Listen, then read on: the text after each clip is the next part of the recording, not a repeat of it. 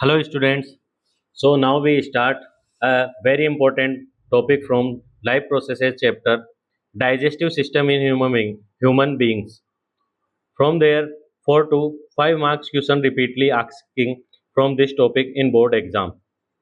Digestive system in human beings, मनुष्यों में पाचन तंत्र, यहाँ से रेगुलरली 4 से 5 नंबर के क्वेश्चन डायग्राम एंड क्वेश्चन बार बार पूछे जाते हैं। हम स्टार्ट करते हैं digestive system. The digestive system is a group of organs that together carry out process of intake and digestion of food, absorption of digested nutrient and removal of undigested weight. Digestive system एक group of organs अंगों का समूह होता है जिसके अंदर वे साथ में भोजन को अंदर ग्रहण करने की प्रक्रिया, डाइजेशन ऑफ फूड जिसके अंदर फूड का डाइजेशन होता है और जो हमारे डाइजेस्टेड न्यूट्रिएंट होते हैं उनका एब्जॉर्प्शन किया जाता है और लास्ट में अनडाइजेस्टेड वेस्ट को रिमूव कर दिया जाता है। यह सारी प्रोसेस करने वाले ऑर्गन्स का एक ग्रुप होता है जिसे हम कंप्लीट फॉर्म में डाइजेस्टिव सिस्टम कहते हैं। बहुत सारे ऑर्गन्स मिलकर हमारे डाइजेस्टिव सिस्टम का फॉर्मेशन करते हैं। द डाइजेस्टिव या alimentary canal start from the mouth, passage downward and it's about 8 to 10 meters long. ये हमारी जो एलिमेंट्री कैनाल या डाइजेस्टिव सिस्टम होता है वो हमारे माउथ से स्टार्ट होती है और रेक्टम पे खत्म होती है। यह लगभग 8 से 10 मीटर लंबा रास्ता होता है, 8 से 10 मीटर लंबा पाथ होता है। जैसा कि हम डायग्राम में देख सकते हैं, माउथ से हमारा डाइजेस्टिव सिस्टम स्टार्ट होता है, वो एनएस या रेक्टम पे जाके हमारा डाइजेस्टिव सिस्टम कंप्लीट होता है। यह पूरा 8 to 10 मीटर लॉन्ग पाथ होता है जिसे हम डाइजेस्टिव या एलिमेंट्री कैनाल कहते हैं। अब यहाँ पर जो ये हमारे ऑर्गन्स दे रखे हैं, यह इंपॉर्टेंट पॉइंट है डाइजेस्टिव सिस्टम के ऑर्गन्स, एलिमेंट्री कैनाल या डाइजेस्टिव कैनाल। फर्स्ट स्टार्ट होता है हमारा माउथ, फिर आता है फेरिंग्स, फिर आता है इसोफेगस, स्टमक, स्मॉल इंटेस्टाइन के बाद लार्ज इंटेस्टाइन और लास्ट में हमारा आता है जो एंड होता है हमारे डाइजेस्टिव सिस्टम का, रेक्टम या एनस पर। इसके अलावा भी एसोसिएटेड डाइजेस्टिव ऑर्गन्स या ग्लैंड्स होती है जो हमारे फूड के डाइजेशन में यूजफुल होती है या काम में आती है। फर्स्ट हमारी ग्लैंड होती है सेलेवरी ग्लैंड्स, लीवर, पेनक्रियाज। ये तीनों ग्लैंड्स हमारे लिए इंपॉर्टेंट होती है, हमें इनका नाम ध्यान रखना है। यहाँ पर माउथ से लेकर रेक्टम तक की जो पाथ है उसको सीक्वेंस वाइज याद रखना है। फर्स्ट में mouth, pharynx, oesophagus, stomach, small intestine, large intestine and rectum. उसके अलावा 3 ग्लैंड्स हमारे लिए डाइजेस्टिव सिस्टम में यूजफुल होती है, salivary glands, liver and pancreas. यहाँ से हम एक बार डाइजेस्टिव जो सिस्टम है उसकी इमेज को देख लेते हैं और ये इमेज बार बार 2 मार्क्स में रेगुलरली पूछी जाती है, तो हमें ये इमेज बनानी आनी चाहिए। किसी भी तरह की अच्छी बुरी कैसी बने पर इमेज हमारे को बनानी आनी चाहिए। डायग्राम, डाइजेस्टिव सिस्टम का डायग्राम बनाना आना चाहिए। हमारा स्टार्ट होता है माउथ से जिसे हम बकल कैविटी कहते हैं। माउथ के अंदर होती है हमारी टंग, उसके बाद जो लंबा सा पाइप होता है उसे हम इसोफेगस कहते हैं या फूड पाइप भी कहते हैं, फूड पाइप या इसोफेगस। नेक्स्ट इसोफेगस के बाद आता है हमारा स्टमक। स्टमक के बाद जो फूड होता है वो पहुंचता है स्मॉल इंटेस्टाइन में। स्मॉल इंटेस्टाइन में सबसे लार्जेस्ट ऑर्गन होता है हमारे डाइजेस्टिव सिस्टम का। स्मॉल इंटेस्टाइन के बगल में होता है हमारा लीवर, लीवर के ऊपर होती है बाइल डक्ट। बाइल जूस जहाँ पर स्टोर होता है उसे हम गोल ब्लैडर कहते हैं। उसके आगे चल के हमारे आते हैं पेनक्रियाज। स्मॉल इंटेस्टाइन के बाद आती है लार्ज इंटेस्टाइन और जब लास्ट में अनडाइजेस्टेड फूड रहता है वो हमारा एनएस या रेक्टम के थ्रू हमारी बॉडी से रिमूव हो जाता है। यह इंपॉर्टेंट डायग्राम है, इस डायग्राम को बार बार रिपीटली पूछा जाता है। फर्स्ट हमारा माउथ, उसके बाद pharynx, oesophagus, stomach, small intestine, large intestine and last में rectum. This is the basic route followed by food through the alimentary canal. जो हमारी एलिमेंट्री कैनाल होती है उसमें इस पाथ को फॉलो किया जाता है और ये पाथ को नेम हमें याद रखना इंपॉर्टेंट है क्योंकि कभी कभी वो 1 मार्क्स में ऑर्गन्स के नेम और ग्लैंड्स के नेम ही पूछ लेता है। नेक्स्ट हम आगे करते हैं डाइजेशन इन द माउथ। अब हम डाइजेशन प्रोसेस को स्टार्ट करते हैं, तो फर्स्ट हमारा माउथ से स्टार्ट करते हैं। Digestion begin in the mouth. हमारे भोजन का, फूड का डाइजेशन माउथ से स्टार्ट होता है। हमारे माउथ के अंदर generally teeth, muscular tongue and salivary glands पाई जाती है। Food enters in the mouth. Ingestion करते हैं हम, फूड को अंदर लेते हैं। Teeth breaking it into pieces. हमारे दांत इन्हें छोटे छोटे टुकड़ों में बांटते हैं। Tongue mixes it. हमारी जो जीभ होती है वो उसके अंदर सलाइवा ऐड करती है और इनको अच्छी तरह से मिक्स करती है, स्मूथ बनाती है, स्मूथ और स्टिकी बनाती है। डाइजेशन बिगिंस, और इसी तरह से मुंह के अंदर से हमारे माउथ से डाइजेशन स्टार्ट होता है। हमारे यहाँ पर 4 टाइप के टीथ होते हैं, हमारे माउथ में 4 टाइप के, हमारी बकल कैविटी में 4 टाइप के टीथ होते हैं। फर्स्ट होता है incisor, these are the front teeth, ये हमारे फ्रंट टीथ होते हैं जो सामने से हमें दिखाई देते हैं। They help in cutting and nibbling, जब हम किसी फल को, किसी फ्रूट को खाते हैं तो सामने की तरफ से उसको कट करते हैं, वो हमारे टीथ होते हैं। इनके नंबर 2+2 होता है, ये हमारे फ्रंट टीथ होते हैं जो 2 ऊपर और 2 नीचे होते हैं। सेकंड टीथ होते हैं हमारे canines, help tearing and chopping foods, number 2+2, ये हमारी चीजों को चीरने फाड़ने के काम में आते हैं। जो नुकीले तीखे तीत होते हैं, दोनों तरफ नुकीले दांत होते हैं, वो चीरने फाड़ने के काम में आते हैं। ये भी ऊपर नीचे 2 and 2 होते हैं। फिर आते हैं हमारे प्रीमोलर, उसके बाद हमारे जो फूड को चबाने के लिए, फूड को पीसने के लिए काम में आते हैं, ये इनके नंबर 4 और 4 होते हैं। और लास्ट में हमारे 4 टाइप के टीथ होते हैं, molars, use for chewing and grinding food, भोजन को अच्छे से, जो हमारे दांतों के लास्ट में पाए जाते हैं बड़े दांत, ये हमारे मोलर होते हैं जो भोजन को चबाने और पीसने के काम में आते हैं। ये 6+6 12 होते हैं। तो टोटल कंप्लीट हमारे 4 4 8 + 8 16, 16 + 12 = 32 टीथ हमारे माउथ में, बकल कैविटी में एग्जिस्ट करते हैं। टंग इंपॉर्टेंट है। The tongue is muscular organ present in the mouth, tongue एक मस्कुलर ऑर्गन होती है जो हमारे मुंह के अंदर पाई जाती है। मिक्सेस फूड थ्रूली विद सलाइवा, जीभ हमारे जो फूड होता है उसके अंदर सलाइवा, लार को मिक्स करती है, सलाइवा या लार को मिक्स करती है। हेल्प फ्रॉम मुंह टू फूड, और भोजन को आगे खिसकाने में, जो हमारा फूड होता है उसको मुंह कराने में हेल्प करती है, क्योंकि इसके कारण ये लसलसा, मतलब स्मूथ एंड स्टिकी हो जाता है, जो आगे आसानी से मुंह कर पाता है। हेल्प इन सोलिंग, सोलोइंग, यह निगलने में, यह हमारे भोजन को निगलने में, आगे बढ़ाने में हेल्पफुल होती है। टंग जो सलाइवा को रिलीज करती है, इंपॉर्टेंट है। टंग का यूज होती है, मस्कुलर होती है और सलाइवा को मिक्स करती है और हमारे फूड को स्मूथ एंड स्टिकी बनाती है। Saliva and salivary glands, the salivary glands secreted a fluid called saliva, हमारी जीभ के अंदर सलिवरी ग्लैंड्स पाई जाती है, लार ग्रंथियां पाई जाती है, जिन्हें एक फ्लूइड रिलीज करती है, एक तरल पदार्थ रिलीज करती है, जिसे हम सलाइवा या लार कहते हैं। फंक्शंस ऑफ सलाइवा इंपॉर्टेंट है। सलाइवा हमारे फूड डाइजेशन में किस तरह से यूज होता है। Make food smooth and sticky, यह भोजन को चिकना और लसलसा बनाती है। मेक सोलिंग इजियर, निगलने को आसान बनाती है, भोजन को निकलना इजी बनाती है। Begin the digestion of starch, important point है कि जो हमारे फूड, हमारे माउथ के अंदर सलाइवा होती है, वो स्टार्च का डाइजेशन स्टार्ट करती है। हमारे माउथ में किस चीज का डाइजेशन स्टार्ट होता है? स्टार्च का। स्टार्च क्या होती है? शुगर होती है, उसका डाइजेशन स्टार्ट होता है हमारे माउथ में, और डाइजेशन स्टार्ट कौन करता है? सलाइवा करती है। Important enzyme amylase and ptyalin, amylase और टाइलिन, ये हमारी लाल में या सलाइवा में पाए जाने वाले इंपॉर्टेंट एंजाइम्स होते हैं। यहाँ से 1 मार्क्स से क्वेश्चन रिपीटली पूछा जाता है। Amylase and ptyalin as the enzyme that acts on starch, हमारे स्टार्च पर वर्क करने वाले एंजाइम्स होते हैं एमाइलेज एंड टाइलिन, जो स्टार्च को सिंपल शुगर में डिवाइड करते हैं। ये फूड का डाइजेशन स्टार्ट करते हैं, और हमारे फूड के अंदर जो स्टार्च होती है या शुगर होती है,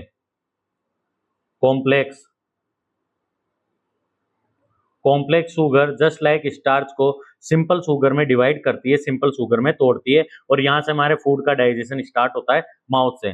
salivary glands, salivary amylase starch digestion in mouth, ये सबसे इंपॉर्टेंट पॉइंट है कि जो सेलिवरी एमाइलेज या टाइलिन एंजाइम होता है, वो हमारे माउथ के अंदर स्टार्च का डाइजेशन स्टार्ट करता है, कॉम्प्लेक्स शुगर को सिंपलर शुगर में डिवाइड करना स्टार्ट करता है। इसके बाद जब हमारा बीच में आता है फेरिंग्स, फेरिंग्स सिर्फ कनेक्ट करने का वर्क करता है। फेरिंग्स हमारे बकल कैविटी को इसोफेगस से कनेक्ट करने का काम करता है, फूड पाइप से कनेक्ट करने का काम करता है। फेरिंग्स जनरली हमारे वोकल कॉर्ड के यूज में आता है, आवाज निकालने के यूज में आता है, और सिर्फ वो food pipe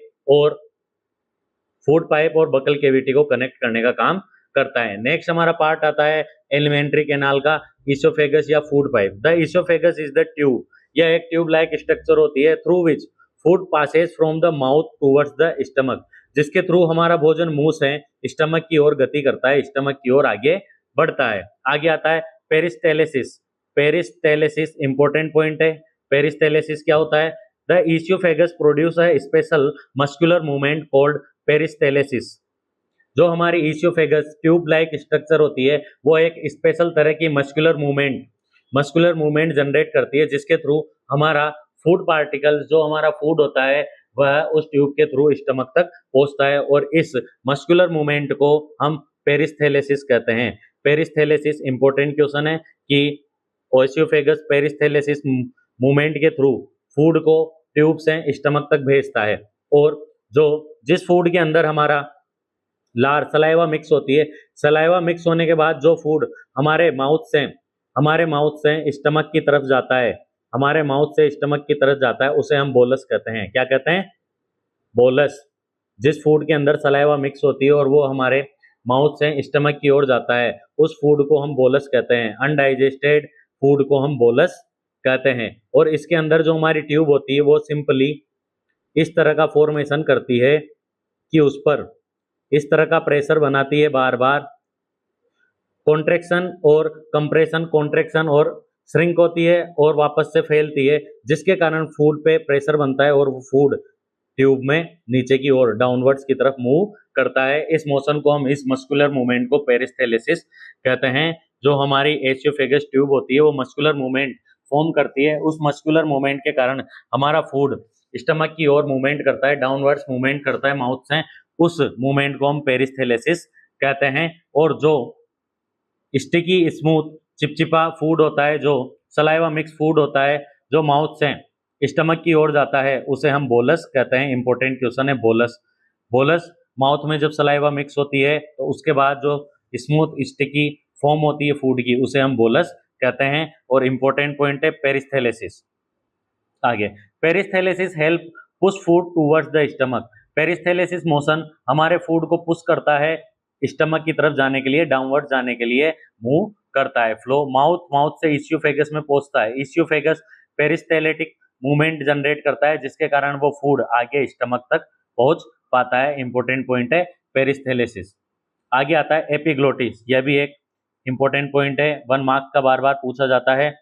during swallowing the epiglottis closes and prevent food from entering the trachea windpipe। जब हम भोजन को निगलते हैं तो उस दौरान जो एपिग्लोटिस होती है, जिसे हम ट्रैफिक पुलिस के नाम से भी जानते हैं, एपिग्लोटिस जिसे हम ट्रैफिक पुलिस भी कहते हैं, यह ट्रैफिक पुलिस एक मेम्ब्रेन होती है, स्क्रीन होती है, पर्दा होता है, जो भोजन के पार्टिकल्स को, फूड पार्टिकल्स को विंड पाइप में जाने से रोकता है, ट्रेकिया में जाने से रोकता है। और यह हमारे फूड पाइप के ऊपर पाया जाता है।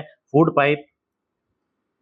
पाइप एंड विंड पाइप दोनों पास पास में होते हैं, तो इनके ऊपर एक पर्दा पाया जाता है, एक स्क्रीन होती है, एक मेम्ब्रेन होती है, जिसे हम एपिग्लोटिस कहते हैं या ट्रैफिक पुलिस के नाम से भी जानते हैं, जो फूड पार्टिकल्स को विंड पाइप में जाने से रोकता है। इंपॉर्टेंट क्वेश्चन है, फूड पार्टिकल को विंड पाइप या ट्रेकिया में जाने से रोकने के लिए ट्रैफिक पुलिस का वर्क करता है epiglottis. Important, epiglottis prevent food from entering the respiratory passage. हमारे श्वसन तंत्र के पासेज में जाने से फूड पार्टिकल को रोकने के लिए जो मेम्ब्रेन यूज में आती है, उसे हम एपिग्लोटिस कहते हैं। उस पर्दे को मस्कुलर पर्दा होता है, जिसे हम एपिग्लोटिस कहते हैं।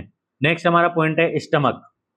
स्टमक हमारे डाइजेस्टिव सिस्टम का जो बड़ा सा, जहां पर हमारा फूड इकट्ठा होता है, उसे हम स्टमक कहते हैं। स्टमक एक मस्कुलर, एक मांसपेशीय संरचना होती है, मांसपेशीय थैली होती है, जिसकी शेप जे शेप की होती है, जे आकार का मांसपेशीय स्ट्रक्चर होती है, मांसपेशीय अंग होता है। It expand when food enters it. जैसे ही इसके अंदर भोजन एंटर करता है, जैसे ही इसके अंदर भोजन आता है, तो यह फैलकर बड़ा हो जाता है। The wall of stomach contain gastric glands. Stomach की जो वॉल्स होती है, इनर वॉल्स होती है, उनके अंदर गैस्ट्रिक ग्लैंड्स पाई जाती है, पाचन ग्रंथियां पाई जाती है। This gland release gastric juice. और ये ग्रंथियां गैस्ट्रिक जूस, पाचक जूस का रिलीज करती है, गैस्ट्रिक जूस रिलीज करती है। थ्री इंपॉर्टेंट कंपोनेंट्स हमारे स्टमक के अंदर 3 इंपॉर्टेंट कंपोनेंट है। फर्स्ट है HCl acid, hydrochloric acid. Second है पेप्सिन, थर्ड है म्यूकस। जो हमारी स्ट्रक्चर होती है स्टमक की, वो जे शेप्ड होती है और ये एक मस्कुलर ऑर्गन होता है। जब इसियोफेगस के थ्रू फूड, अनडाइजेस्टेड फूड जो हमारे स्टमक में पहुंचता है, बोलस अब यहाँ पर होता है हमारा काइन। जब बोलस हमारे स्टमक में कंप्लीटली पहुंच जाता है तो उसे हम काइम कहते हैं। क्या कहते हैं? काइम। और जब यह काइम से पहले ये हमारे माउथ में सलाइवा मिक्स होती है उसे हम कहते हैं बोलस। और स्टमक में पहुंचने के बाद इसका नाम हो जाता है काइम। और जो हमारी स्टमक की इनर लेयर होती है उसमें गैस्ट्रिक ग्लैंड होती है और गैस्ट्रिक ग्लैंड गैस्ट्रिक जूस का रिलीज करती है, जिसके अंदर हमारे 3 इंपॉर्टेंट कंपोनेंट होते हैं। हाइड्रोक्लोरिक एसिड, स्टमक के अंदर 3 इंपॉर्टेंट कंपोनेंट है, हाइड्रोक्लोरिक एसिड, पेप्सिन, म्यूकस। यहाँ से रेगुलरली बार बार क्वेश्चन पूछा जाता है। HCl हाइड्रोक्लोरिक एसिड, हमारे पेट के अंदर जो डाइजेस्टिव एसिड पाया जाता है वो HCl एसिड होता है। 1 मार्क्स में फिल इन द ब्लैंक्स में या 1 लाइनर में सीधा सा पूछा जाता है। स्टमक के अंदर जो एसिड एक्सिस्ट करता है वो हाइड्रोक्लोरिक एसिड होता है। Main function of HCl, major function of HCl, 2 marks का क्वेश्चन रिपीटली यहाँ से पूछा जाता है। Creates an acidic medium for digestion of food. HCl create an acidic medium in the stomach. भोजन के डाइजेशन के लिए, फूड डाइजेशन के लिए HCl hydrochloric acid acidic medium का निर्माण करता है। एसिडिक मीडियम अम्लीय माध्यम बनाता है हमारे पेट के अंदर, which is important for digestion, जो हमारे फूड के डाइजेशन के लिए जरूरी होता है। सेकंड पॉइंट है एक्टिवेट्स पेप्सिन। HCl पेप्सिन जो एक तरह का प्रोटीन डाइजेस्टिंग एंजाइम होता है, हमें ध्यान रखना है पेप्सिन। पेप्सिन एक तरह का P4 pepsin, P4 protein, protein digestive enzyme होता है जिसको एक्टिव करने का काम, जिसको एक्टिवेट करने का काम कौन करता है? HCl। हमें ध्यान रखना है पेप्सिन कहाँ होता है? स्टमक में। और इसको एक्टिव करने का काम कौन करता है? HCl एसिड पेप्सिन को एक्टिव करता है और पेप्सिन फूड के अंदर प्रोटीन को डाइजेस्ट करने का काम करता है। Protects against harmful bacteria, important.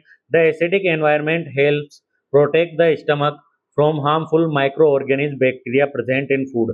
हमारे भोजन के साथ आने वाले जो हार्मफुल बैक्टीरिया माइक्रो ऑर्गेनिज्म होते हैं उनको मारने या उनको नष्ट करने का काम HCl एसिड करता है। HCl एसिड हमारे फूड में जो बैक्टीरिया हार्मफुल माइक्रो ऑर्गेनिज्म आते हैं उनको खत्म करने का, नष्ट करने का काम HCl एसिड करता है। और फोर्थ पॉइंट होता है प्रिवेंट फूड फ्रॉम स्पॉइल। भोजन को सड़ने से या उसको खराब होने से बचाने का कार्य भी HCl करता है। भोजन को सड़ने से या उसको खराब होने से बचाने का कार्य भी HCl करता है। इंपॉर्टेंट है, हमें ध्यान रखना है। First, HCl acidic medium create करता है डाइजेशन के लिए। सेकंड, वो पेप्सिन एंजाइम को एक्टिव करता है प्रोटीन डाइजेशन के लिए। थर्ड, वह हमारे जो हार्मफुल बैक्टीरिया माइक्रो ऑर्गेनिज्म आते हैं फूड के साथ उनको खत्म करता है, उनको नष्ट करता है, हमारे स्टमक को प्रोटेक्ट करता है। फोर्थ, हमारे फूड को स्पॉइल होने से, खराब होने से बचाता है। Remember, HCl acidic medium, pepsin activation, protection from harmful bacteria and protection for spoiling food. Spoil food, food को खराब होने से बचाता है। 2 मार्क्स का question regularly function of HCl से पूछा जाता है, इंपॉर्टेंट है HCl। Next, mucus. Hydrochloric acid एक स्ट्रॉन्ग एसिड है। HCl स्ट्रॉन्ग एसिड है, वह हमारे स्टमक को नुकसान पहुंचा सकता है, हार्म कर सकता है, डैमेज कर सकता है। तो HCl से प्रोटेक्ट करने के लिए जो हमारी इनर वॉल होती है उस पर म्यूकस पाई जाती है। Mucus protect the inner wall lining of the stomach from the action of HCl। HCl के एक्शन से, HCl के प्रभाव से हमारे स्टमक की इनर लाइन को, इनर वॉल को बचाने का काम म्यूकस करती है, बचाने का काम म्यूकस करती है।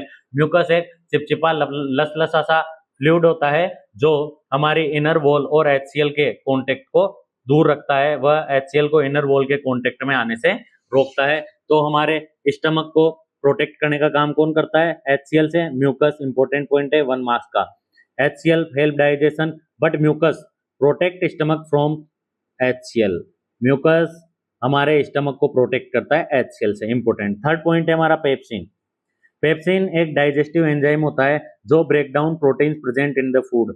जो हमारे बॉडी के अंदर, हमारे फूड के अंदर जो प्रोटीन्स प्रेजेंट होते हैं उनका ब्रेकडाउन स्टार्ट करता है पेप्सिन। ध्यान रखना है, P4 पेप्सिन और P4 प्रोटीन्स के डाइजेशन, प्रोटीन्स को तोड़ने का काम पेप्सिन करता है और पेप्सिन स्टमक में पाया जाता है। Also help in digestion of milk protein. Milk protein का नाम होता है CASINE, केसिन। केसिन नाम का दूसरा एंजाइम होता है जो जनरली चिल्ड्रन में पाया जाता है, बच्चों में पाया जाता है, जो मिल्क प्रोटीन को डाइजेस्ट करने का काम करता है केसिन। वो पेप्सिन का ही दूसरा एंजाइम है केसिन।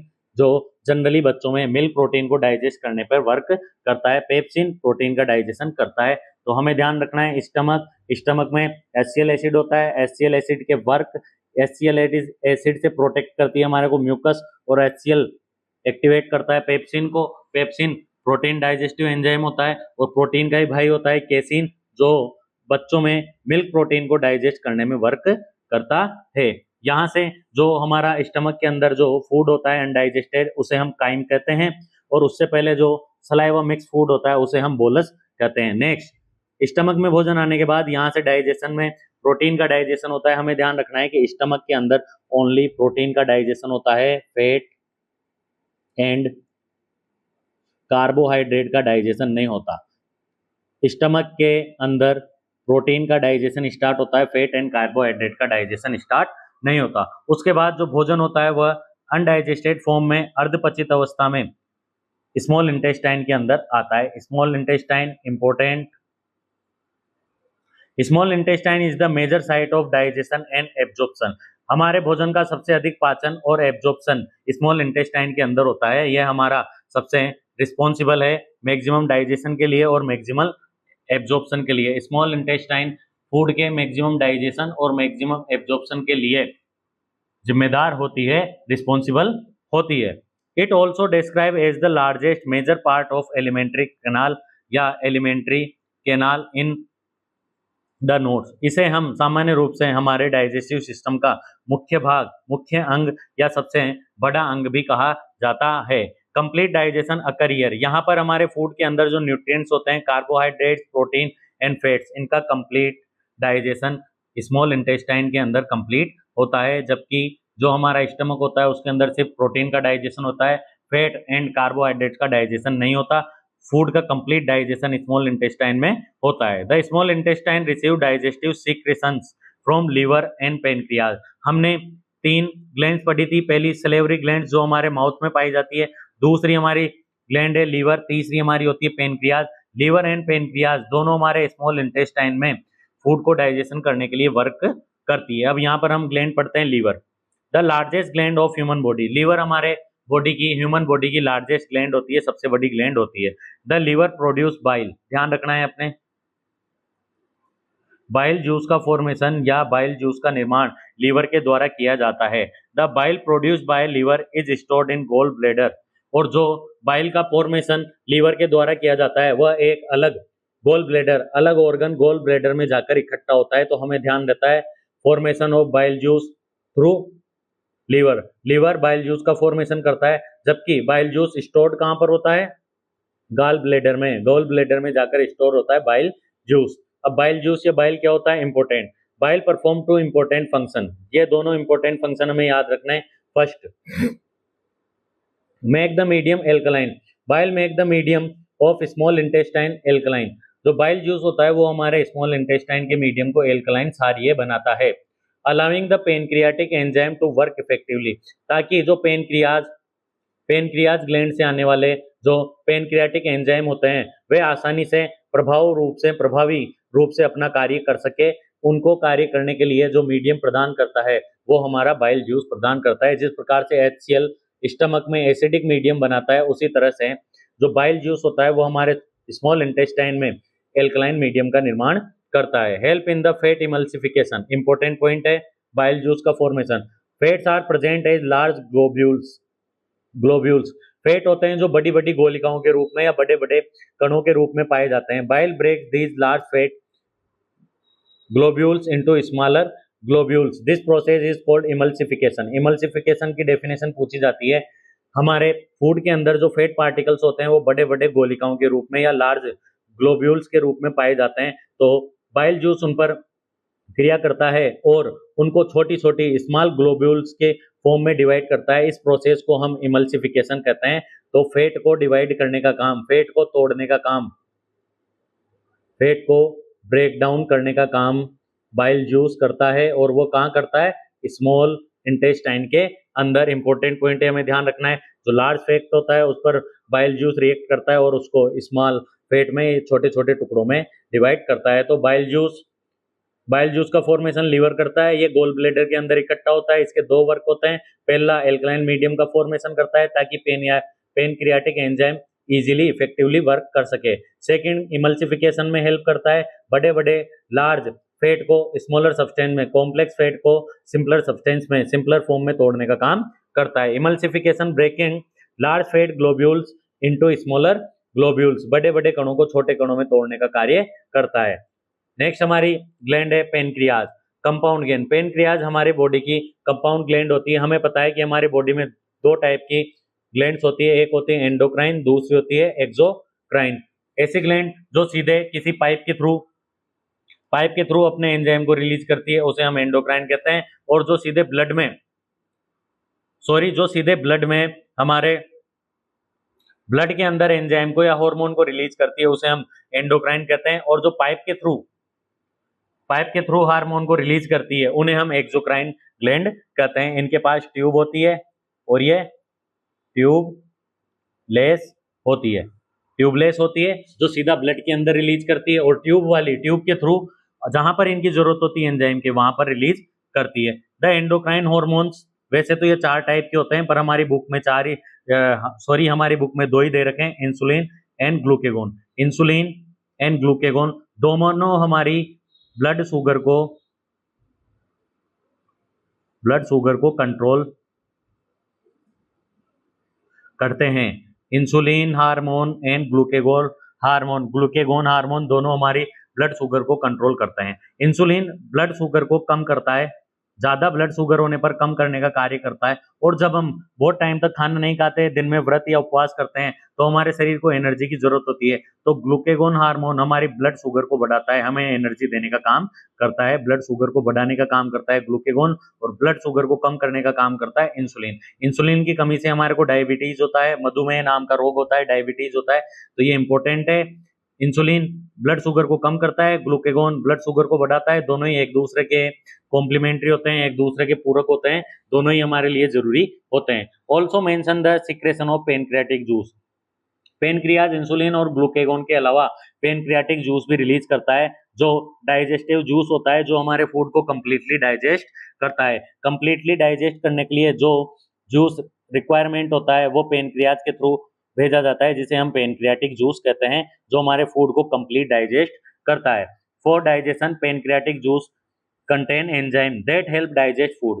पेनक्रियाटिक जूस के अंदर ऐसे एंजाइम होते हैं जो हमारे फूड के डाइजेशन के लिए जरूरी होते हैं, और इसे हम डाइजेस्टिव जूस कहते हैं। Pancreatic enzyme, 2 enzyme are found in pancreatic juice. First होता है ट्रिप्सिन हमारा प्रोटीन डाइजेस्टिव एंजाइम होता है जो प्रोटीन को तोड़ने का काम करता है। यहाँ भी ध्यान रखना, ट्रिप्सिन पी आ रहा है, पी से प्रोटीन, ट्रिप्सिन। दूसरा हमारा एंजाइम था पेप्सिन मिलता है स्टमक में, जबकि ट्रिप्सिन और लाइपेज मिलते हैं हमारे स्मॉल इंटेस्टाइन में, जो सिर्फ स्मॉल इंटेस्टाइन में ही वर्क करते हैं। दूसरा हमारा एंजाइम है लाइपेज फैट डाइजेशन में, फैट इमल्सिफाइड फूड को या इमल्सिफाइड फैट, जो फैट इमल्सिफिकेशन के बाद बचता है स्मॉलर सब्सटेंस की फॉर्म में, उस पर लाइपेज एंजाइम वर्क करता है और फैट को स्मॉल टुकड़ों में, छोटे छोटे टुकड़ों में ब्रेक डाउन करता है। इसके अलावा एक और एंजाइम होता है लाइसोजाइम एंजाइम होता है जो आने वाले हार्मफुल बैक्टीरिया या माइक्रोब्स को मारने का काम करता है। तीसरा एक और एंजाइम होता है लाइसोजाइम, जो बैक्टीरिया या हमारे हार्मफुल माइक्रोब्स होते हैं उनको मारने का काम करता है। तो हमें ध्यान रखना है, ट्रिप्सिन एंड लाइपेज दोनों स्मॉल इंटेस्टाइन में वर्क करते हैं। ट्रिप्सिन प्रोटीन डाइजेस्ट करता है, लाइपेज फैट को डाइजेस्ट करता है, इमल्सिफाइड फैट पर वर्क करता है। ट्रिप्सिन प्रोटीन के लिए होता है और लाइपेज L4 लाइपेज लिपिड्स या फैट के लिए वर्क करता है। यहाँ से हमारा इंपॉर्टेंट पॉइंट थे। आगे हम वापस जाते हैं। इंटेस्टेनियल ग्लैंड्स, हमारी जो छोटी आंत होती है या स्मॉल इंटेस्टाइन होती है, उसकी अंदर की सतह पर, इनर वॉल पर इंटेस्टेनियल ग्लैंड्स पाई जाती है, आंतरिक ग्रंथियां पाई जाती है। The wall of small intestine contain intestinal glands. Small intestine की जो वॉल होती है, अंदर की दीवार होती है, उसके अंदर इंटेस्टाइनल ग्लैंड्स पाई जाती है। These glands secrete intestinal juice, और ये ग्लैंड्स भी इंटेस्टेनियल जूस रिलीज करते हैं। The enzyme present in the intestinal juice help complete the digestion of food, और ये एंजाइम हमारे भोजन के पूर्ण पाचन में सहायता करते हैं, भोजन के पूरे पाचन में सहायता करते हैं, जो हमारे फूड को, प्रोटीन्स को अमीनो एसिड में तोड़ते हैं, कॉम्प्लेक्स कार्बोहाइड्रेट को ग्लूकोज में बदल देते हैं या ग्लूकोज की फॉर्म में तोड़ते हैं, और जो फैट्स होते हैं उनको फैटी एसिड और ग्लिसरॉल की फॉर्म में चेंज करते हैं। इंटेस्टेनियल